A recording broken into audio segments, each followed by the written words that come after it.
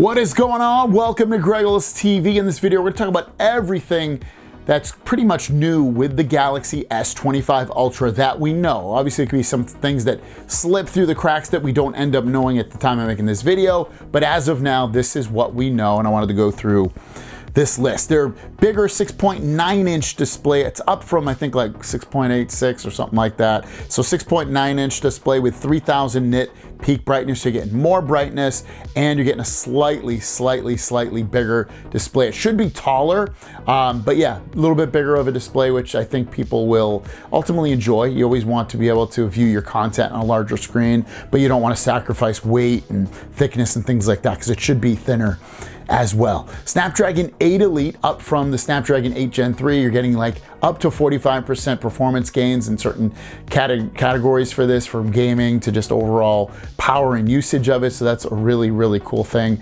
that we're getting a much more powerful processor, great for gaming, great for video editing, great for anything that needs a high task, and it'll perform even better. Not that the past processors couldn't do great things with those processors inside, but this one just continually gets better and it's supposed to be more efficient and more powerful. Max up to 16 gigs of RAM on the Ultra phone. So the 512 and 1 terabyte reportedly are coming with 16 gigs.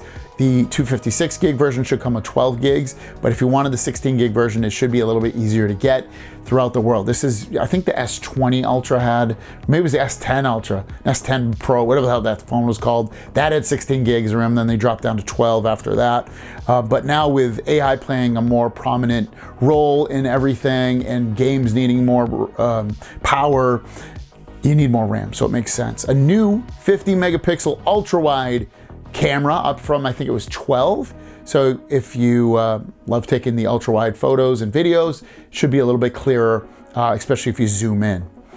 25 watt wireless charging, so it's gonna have Qi 2 wireless charging. I think they removed the magnet on the back of the phone, so you might have to get a case that has a magnet in order to take advantage of that, but you should have new 25 watt wireless charging up from the 15 watt wireless charging that we had previously on the previous generations of the phone. This is nice. They finally upgraded this. I would have liked them to also upgrade the wired charging from 45 watt to 65 or 80 watts, and they didn't do it, but hey, I'll take it. 25 watt wireless. You'll also need a Qi 2 wireless compatible 25 watt wireless charger in order to get this. It's not like your old 15 watt wireless charger is going to automatically start working at 25 watts. You will have to buy new ones, so keep that in mind.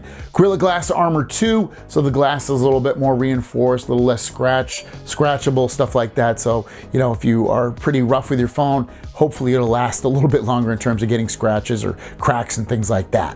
One UI 7 with Galaxy AI. Now, we do have it on the beta version of the S24, but the S25 Ultra will launch with it. So this will be the first phone to launch with One UI 7 and all the nice little features they have, and obviously be some built-in AI stuff that we won't get on the 24 series of phones till later. This will come launched with it, which is cool. Maybe we'll see the automatic video remover, so you can remove objects and people within a video. They have it in photos. Maybe we'll see it in videos. We've been hearing that for a year or two at this point.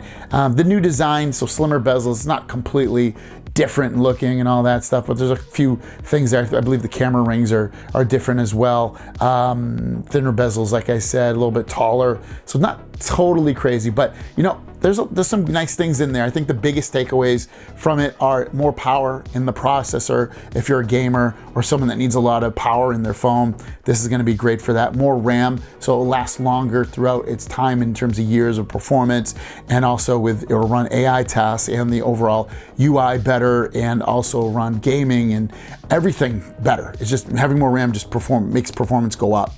And that's for 4 gigs of RAM, even though it doesn't sound a lot more than the 12, it's a pretty good jump. Then you got the new ultra wide camera, the faster wireless charging. There's some cool stuff going along with it. Let me know if you're thinking about pre-ordering it or not in the comments down below. Thanks for watching. Have a great day, and we'll see you down the road. Peace.